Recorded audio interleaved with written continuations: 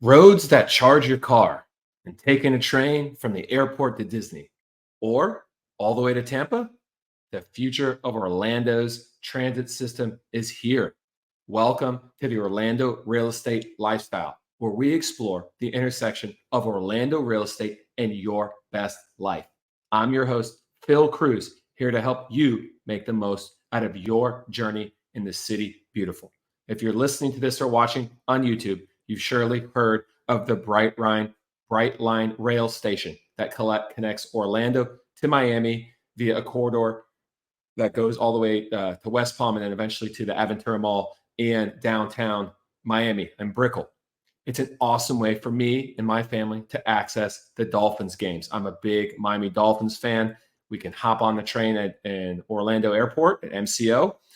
3 hours later, we're at the Aventura Mall there in North Miami, and we're taking a dedicated bus from that mall to the Dolphins Stadium, Hard Rock Stadium. It's awesome. This is just a glimpse, or actually, it's already here now, but a glimpse into the future of what mass transit around the state can be. But let's drill down specifically into what's going on into Orlando proper and not so much statewide. But before we get into those trains and automobiles, I am a real estate agent, and one of my main lead sources are listeners like you. My hope is that when it's your time to make a real estate decision, or when you're talking to your friend or family member over a beer or over dinner, you think of me. Hit me up. My contact information is in the episode description on your podcast platform.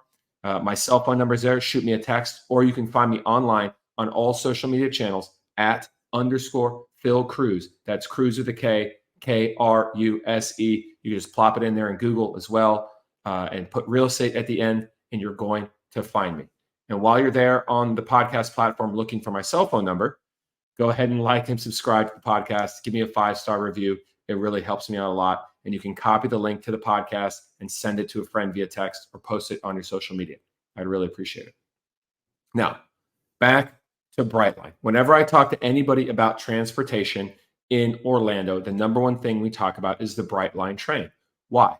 Because it's the newest thing. It's the bright and shiny object that gets our attention. And it is amazing. It connects the two biggest cities really in Orlando. The two biggest cities in Florida. Sorry, Tampa. And it's awesome for our tourism. It gets people from Miami up here to Disney and vice versa. If you visit Orlando, you can take a quick day trip or a couple day trip down to Orlando or down to Miami, and you don't need to bother with the traffic on the turnpike. Now, how about getting to Tampa? My brother lives in Tampa. He lives in South Tampa. On a good day, if everything's going absolutely perfect, I can get from Orlando to South Tampa in 1 hour and 45 minutes on I-4. But let's be honest, it's almost never a good day on I-4. And usually it takes at least 2 hours. I would say that's the average, is 2 hours. And oftentimes with Disney traffic or one single accident, you could be looking at 2.5 to 3+ hours. And it goes in both directions. I wish I didn't have to go on I-4. Well, the future is coming. Brightline, the same company that's connecting Orlando to Miami, will be connecting Orlando to Tampa. It's coming soon. We already have $15 billion with a B dollars of grant money provided by the federal government. It is in, and we have another 500,000 that's already provided by the state. Obviously, a drop in the bucket. It's going to connect Orlando International Airport to Ybor City there in Tampa. You know, old Cuba town where you can get a delicious rolled cigar and where they have some of the crazy pirate parties every year. Now, I hope you're going to be patient with me now. It's not going to be ready for at least the next 5 to 6 years. And who knows how long that really means. We have a lot of politics involved. The railway is going to run down I-4. So you'll be able to watch it from your car when you're sitting in gridlock traffic. You'll be able to see all the cool people going on the train by you, granted in 5 or 6 years. Also, we need to figure out how many stops there's going to be. Or there's probably going to be a stop in Lakeland, another booming area of Central Florida, and maybe another couple on the way. And of course, once you start building anything big, especially government-related entities or things that the government are involved in financially, you're going to run into major construction hurdles, and nobody ever seems to hit their timelines with any sort of, let alone massive transit-based construction.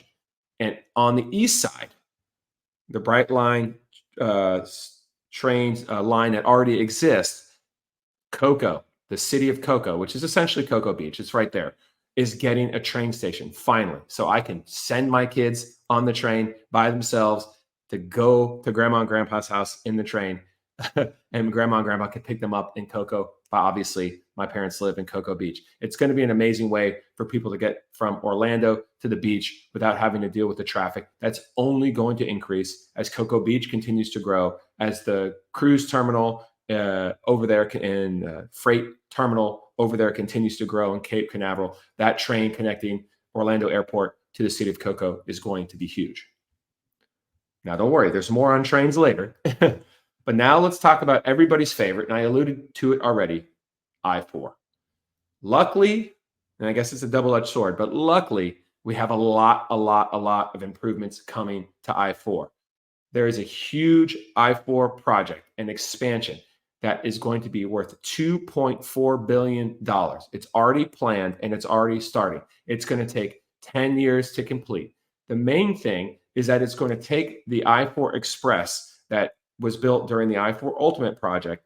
It's going to take it from where it ends currently down near Sand Lake Road, and it's going to bring it all the way down to Highway 27.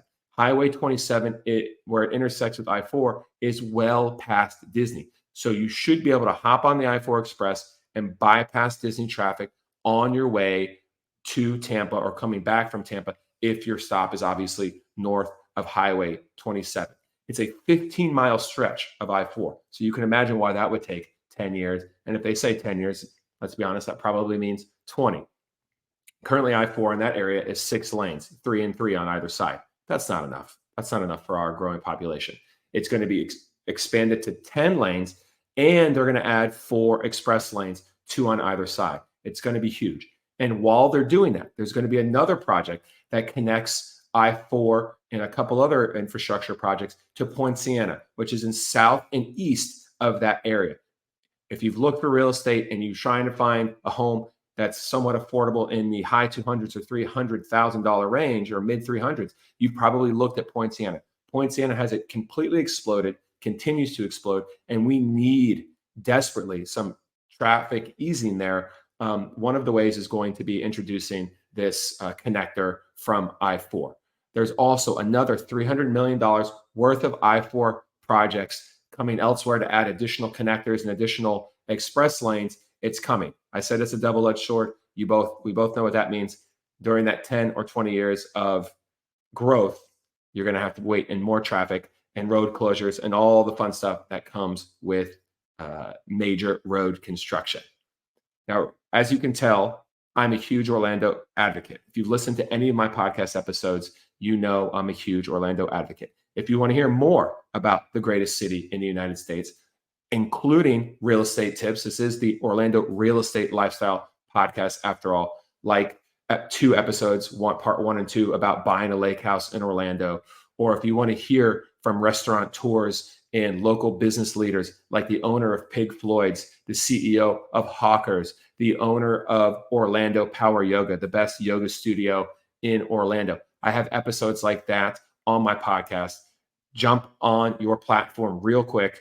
Give me a 5-star review. Subscribe to it so that you get an alert every Monday morning when my new episodes drop, like clockwork, every Monday morning.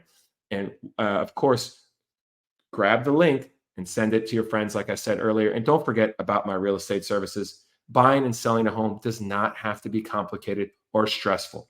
Hire the right pro, hire me. I'd be happy to help. And a portion of all my commissions go to the charity of your choosing. And you know what? If you don't have a charity that you want to donate a portion of my commissions to, I have one that I volunteer with every Friday. It's called the New Image Youth Center in downtown Orlando. And nothing would make me happier to take some of my hard-earned money used to help you to help fund that epic program that services underprivileged youth from the Paramore area. Now, I teased this in the intro. Let's talk about the electric road. This is something I think a lot of us have daydreamed about ever since electric vehicles became a thing. Where is this going to be?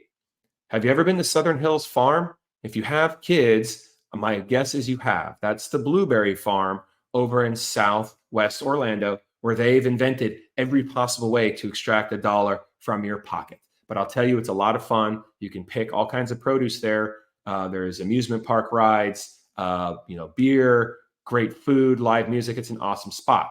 To get there, you got to go off the beaten path on I-4 South, and then you get off basically on Schofield Road.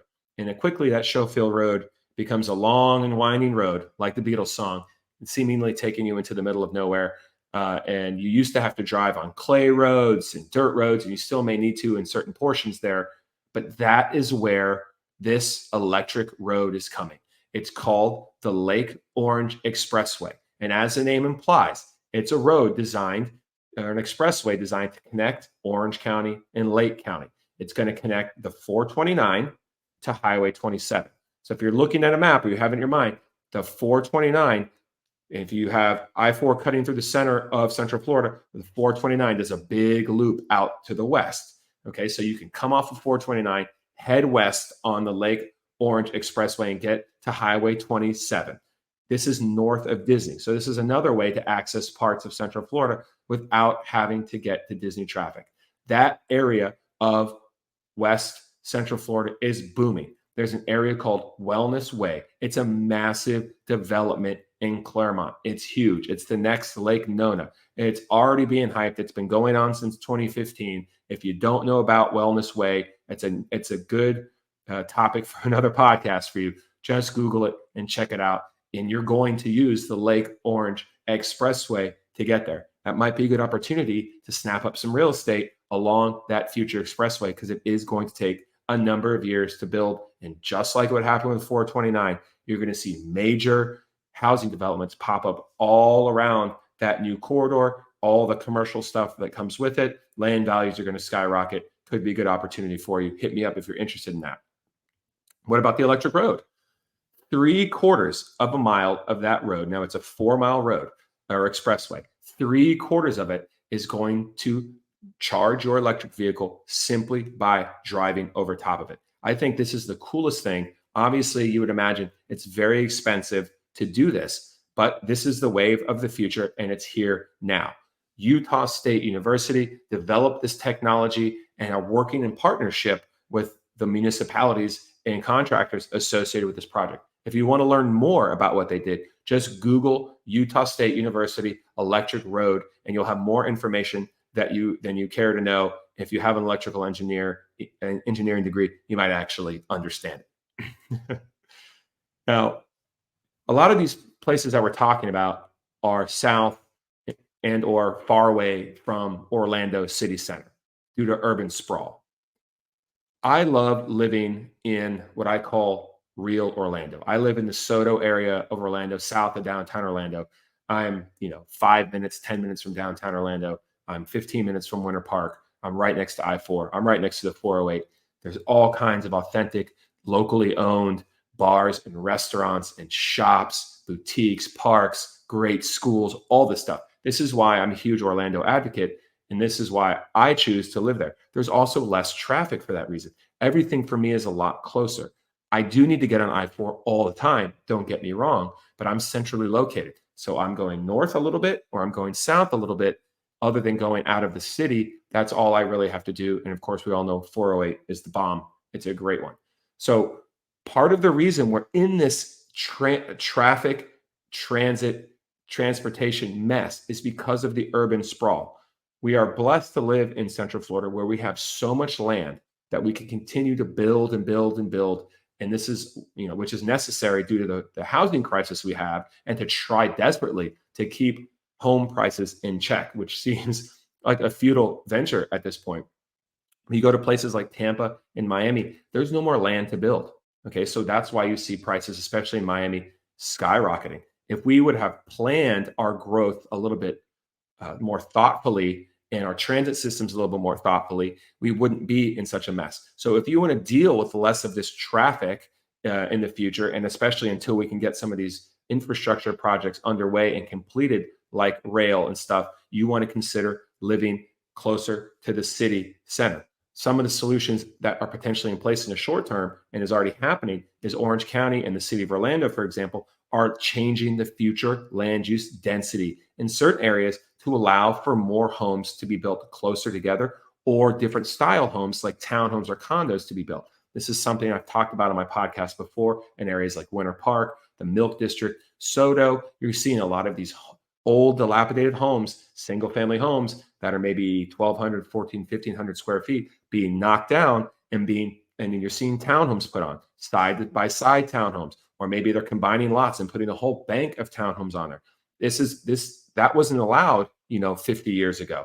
And that's one way where we can squeeze more people into an area that is frankly designed and needs to have more density to relieve the traffic on our major roadways. All right. Sunrail. I took my kids to the Winter Park Christmas shindig that they had in downtown Winter Park on Park Avenue. There is a major Sunrail station right there in Park Avenue, making it extremely convenient for me and fun, frankly, to take my kids from the downtown Sunrail station, which is one of them is near Orlando Regional Medical Center, Winnie Palmer, where all our kids were born. Got on the train.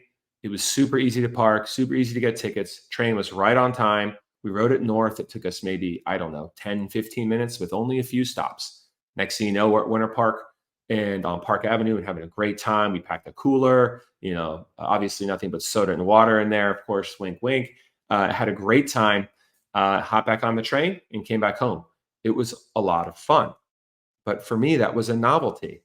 Let's be honest. The Sunrail infrastructure has a lot of problems. We need to be using it if we want to keep it. Only 12% of the people that were surveyed in a large survey recently said that they actually use the Sunrail regularly. That's not a lot of people. Almost 50% of the people surveyed said they've never even used it. And I'm here to tell you that time I went to Winter Park, that was the first time I ever used it. And my parents used it when they came in town to watch our kids, again, as a novelty, to go up to the Sanford Zoo. Why aren't people using it so much? Well, one of the main reasons is because the two most desired areas for people to go to, where they said, oh, if I had train or good public transportation, this is where I'd want to go. In that same survey, they said the number one spot was the airport. That might surprise you, but number two won't surprise you, Disney. These are two obvious spots. And believe it or not, there is no Sunrail access or real reliable transportation to get you to or from the airport or to or from Disney. That hopefully will change. We all know it's a huge problem. Our local government is talking about the Sunshine Corridor. And unfortunately, right now, it's just talking. But the idea is to use the rail lines owned by Brightline, which already exist, and expanding upon them to allow Sunrail to connect from the airport to the Orange County Convention Center. That is huge. Reduce the traffic on I-Drive and think about the amount of people we have coming in to visit one of the largest, if not the largest convention center in the entire country. I think we're right just behind Las Vegas in size, and we are looking to expand in a big way.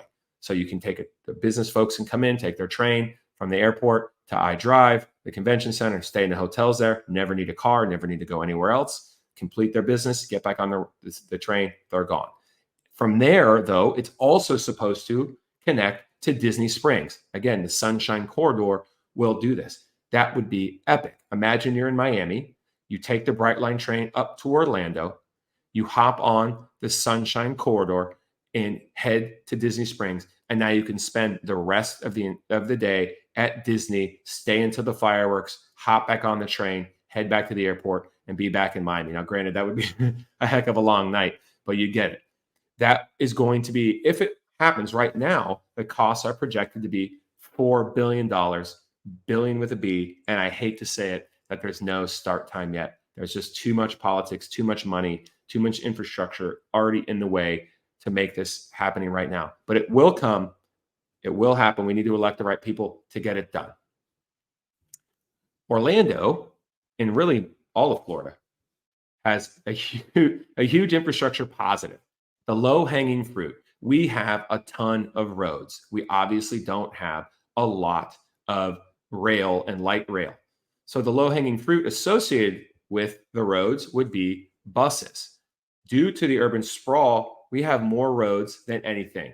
And it's cheaper to work on existing roads, whether it's widening them or rethinking them, than it is to go and spend the billions and billions of dollars to add rail.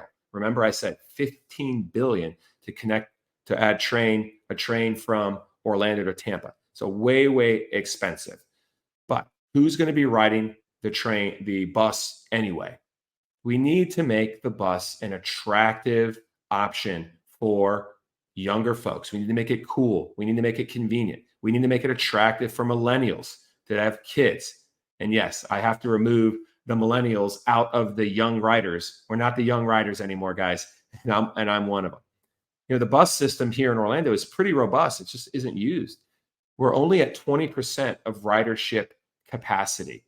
Now, if you've ever driven by or used the bus yourself, and you know what the bus stations are like, they're just signs in the ground. There's no shade even half the time, and I feel bad oftentimes for people I see waiting there in the scorching heat. No one's going to use our bus system if in its current state, or we can't expect it to have any legitimate growth. What we need is something called bus rapid transit. Bus rapid transit, BRT. It already exists in a lot of major cities, so we have models to use. What they're doing is, especially in major corridors like connecting West Orlando to UCF right down State Road 50, which is a huge 15-mile stretch, or connecting the airport down 436, where most people get in. That's the gateway of Orlando, as it's called. We can put BRT there, bus rapid transit, and we can create more attractive bus stations like you would see for train stations. You're talking with restrooms, you're talking with bathrooms, maybe convenience vending machines, food trucks, what have you, with a more reliable bus schedule, maybe spread out a little bit. Every 15 minutes, a bus is coming. One thing about the Sunrail Station, I have to say, all the feedback is it's extremely reliable. It's on time. And I'll tell you, our train was there within a minute or two each time that we rode it that day. We need to also think about adding and reworking our roads to add bus lanes. I'm from Miami. All right. That's why I'm a huge Dolphins fan. And when I was growing up, they took the arduous task of redoing all of US 1 through most of Miami, which is like their State Road 50 Colonial, only on steroids. And they added an entire dedicated bus line, so the buses didn't have to stop at stoplights as much, and the stations were better, and it really was great. It really transformed the city and made the bus system work a lot more efficiently, and it was better for people driving in their cars because they didn't have to deal with the buses on a major thoroughfare like US 1. Imagine, like you see in downtown Orlando, if we had dedicated bus lanes along 436, Cimarron, if we had it along State Road 50 and other major roads throughout Orlando. So that's a huge thing. And all of this stuff isn't going to work good. Our transit system isn't going to work great even or be efficient enough without the last mile connection. If you've ever done any reading or research about transit systems and mobility in cities, the last mile connection is huge. It's hard for me to get to the airport and then take a train somewhere. It's hard for me to get to the bus if it's 1 or 2 miles away and I don't have a car. Where am I going to park my car? Right? Does that make any sense to me? So the low hanging fruit there is the electric scooters and bikes. We need to put them in strategic places, maybe with parking lots that are nearby in old malls or strip malls, and in areas that are convenient for people to get off the train, get off the bus, hop on an electric scooter, hop on an electric bike, or something like that. Maybe have it tied in with their bus pass, right? So that you can use the scooter for free if you are a member of the bus system, something like that. It gets you to your office. It gets you where you need to go. And now maybe that's cool for the younger generation, right? Maybe that's cool for the millennials and their kids to use. And maybe we get more people on the buses and the future light rail that is coming to Orlando. Electric roads and more ways to get to Disney are coming.